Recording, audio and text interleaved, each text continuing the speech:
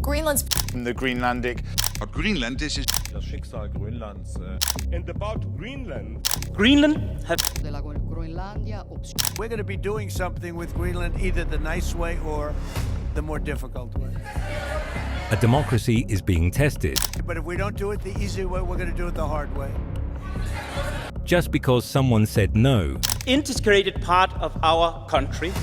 It is not for sale. The American president should be taken seriously when he says that he wants Greenland. The president has this wish of conquering over Greenland. The United States taking the position that we would take Greenland. Greenland should be part of the United States.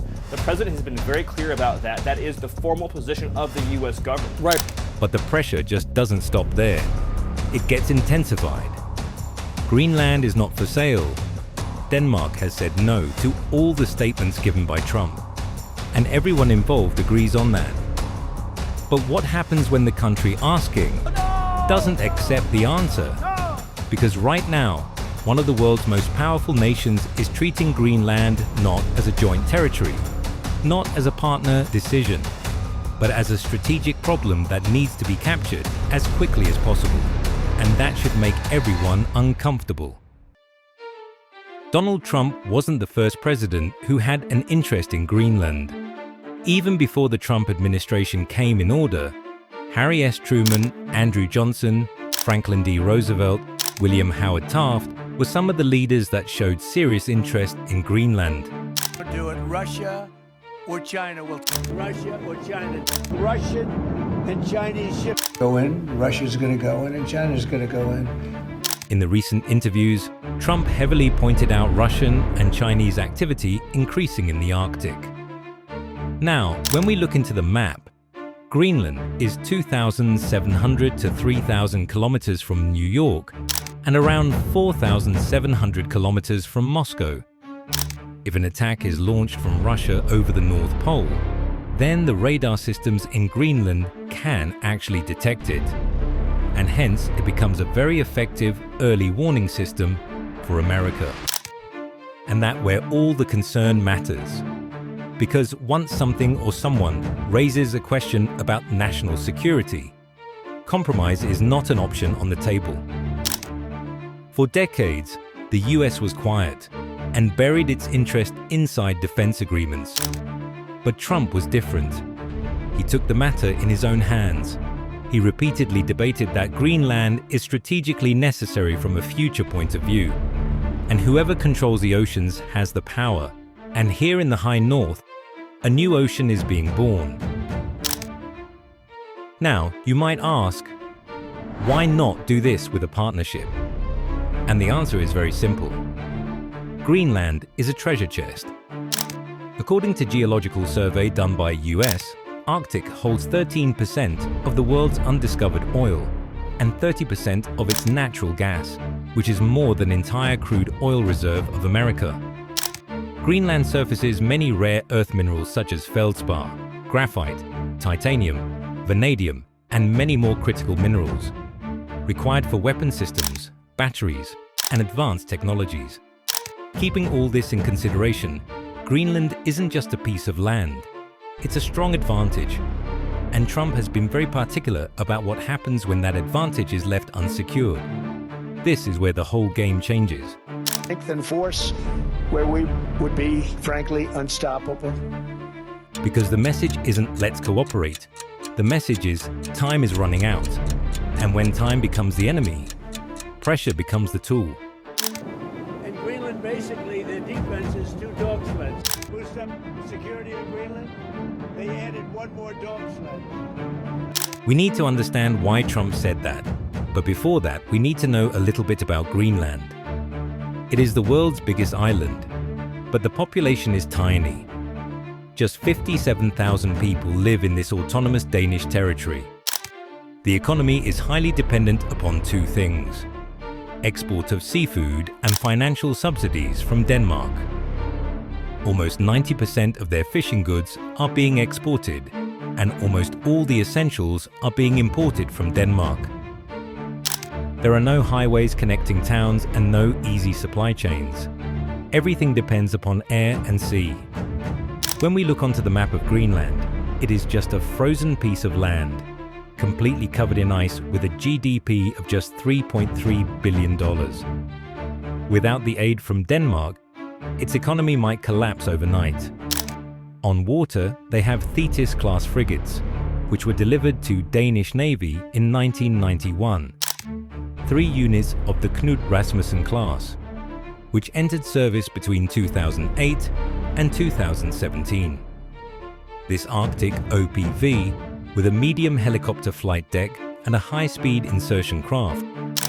On land, they have the Dog Sled Patrol, which is a small Danish special unit attached to the Navy, guarding the area of northeast Greenland. Its purpose is to enforce Danish sovereignty and monitor the 16,000 kilometers of uninhabited coastline. They also have a few F-16 and F-35 fighter jets to guard their skies. And now you know why Trump gave this statement. He not only wants Greenland to be an integral part of USA, but also wants to control the whole Northern Hemisphere all by himself. There is a very interesting part that nobody ever noticed, and you might have actually missed it. Built with the permission of the Danish government, the base would push our defense line 2,000 miles to the north. The United States already have access to major parts of Greenland. US has already signed a defense agreement in 1951. Washington can exercise all military and defense privileges. It can operate bases, expand its footprint, install radar systems, and control air and sea movements. This agreement is still in motion. Even today, at Pituffik Space Base, which acts as an access center and a critical installation, is still used for missile warning, space surveillance, and Arctic monitoring. At the time of Cold War, thousands of American soldiers were spread across Greenland. These buildings never disappeared. They just scaled down their operations. So what makes the current situation that much difficult to ignore? If someone already has access to it, then just owning it does not give you assurance of its safety. Instead, you have to be 100% sure about its security, so that no one dares to take full control from you. You can only decide what happens next, and there is no confusion about who it belongs to. Grass is not always greener when you look at it from a different perspective. Not every statement Trump gave was well received by all. There are people who completely disagree with him. Denmark's Prime Minister, Mette Frederiksen, strongly rejected Trump. Greenland's future could only be decided by the people of Greenland themselves.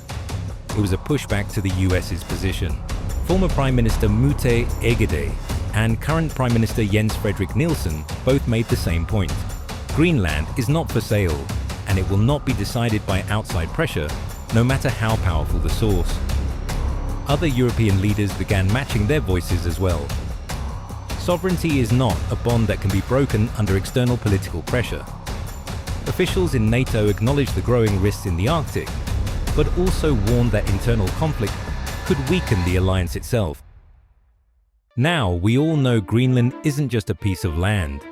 It has a democratically assigned government that runs on the trust of the people living there. Unlike Venezuela, where elections were rigged, the government ran on corruption money, and crimes took place in broad daylight. Their president was removed by force. Such tactics won't work on an elected body of Greenland.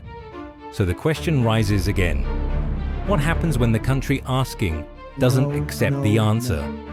Will America simply invade Greenland? And the answer is no, not necessarily. Because rejecting Greenland's decision and invading it would change the momentum of the world.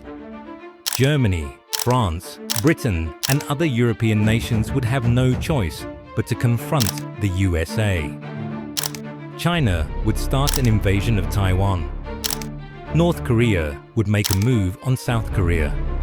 And suddenly, we are on the brink of World War III. But these are assumptions, and they are likely not to happen. Greenland is self-governing under the 2009 Self-Government Act. Denmark controls defense and foreign policy and sends $600 million annually, covering nearly half of Greenland's budget. Trump could impose high tariffs on Denmark, crippling its economy and forcing it to accept Trump's terms. And this is where democracy will be tested on very hard grounds.